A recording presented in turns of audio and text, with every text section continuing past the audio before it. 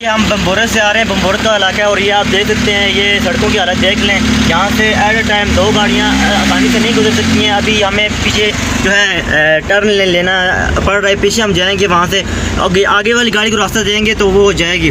तो ये हालात हैं। हुकूमत को चाहिए, प्राइम मिनिस्टर इमरान खान को चाहिए कि ये जो रास्ते हैं काइंडली इन रास्तों को ठीक कर दें ताकि ज़्यादा टूरिस्ट आसानी से आ सके। अभी कितने जो लोग हैं टूरिस्ट वो नहीं आते इसी वजह से कि जहाँ पे ट्रैफिक का मसला होता है, रोड सही नहीं है और यहाँ से नीचे आप देख सकते हैं खाई भी है, यहाँ से गिरने का भी खतरा हो सकता है। तो ये मैं रिक्वेस्ट करता हूँ पीएम इमरान खान साहब से कि प्लीज़ आएँ यहाँ पे, यहाँ के आके विज़िट करें इसका, या रोड की हालत देख लें।